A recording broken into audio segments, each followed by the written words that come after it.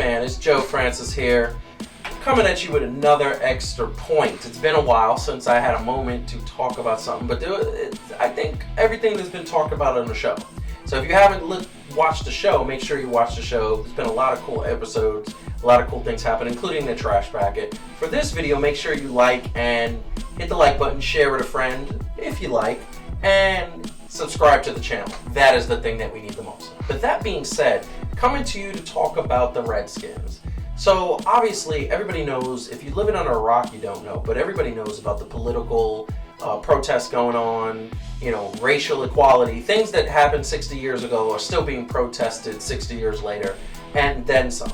Well, a lot of that extends into the sports world, whether you have people speaking their voices through social media, or you have people that are talking about things that need to change by political statements, jerseys, kneeling, all that stuff. It happens.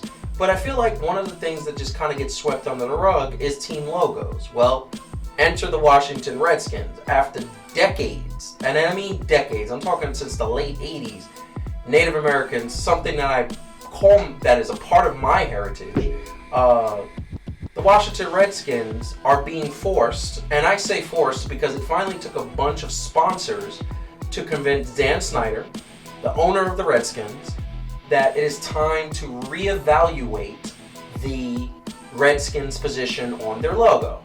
Now, the Redskins logo, in case you didn't know, is a red Indian shown right here. However, a red Native American shown right here. However, he, for the longest time, his position was, no, we're not going to take a look at it, we're not going to change it, it's our team.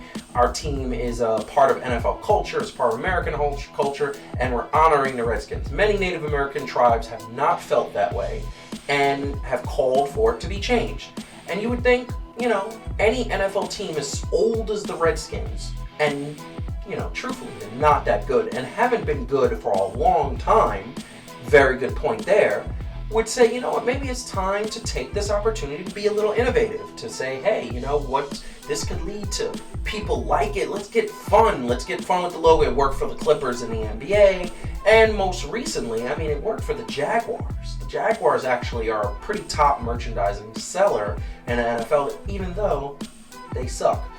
Bottom line is, I think the sad thing that comes from this, and while I admire the change, while I admire the opportunity to make a point and to change and be innovative and to take this step because it needed to happen a long time ago, it's sad that money talks and BS walks. And that's the bottom line here. Because the bottom line here is that Dan Snyder would still have his position if it wasn't for the head of FedEx saying, yeah, something needs to change, Nike saying something needs to change, and several other of his sponsors saying something needs to change.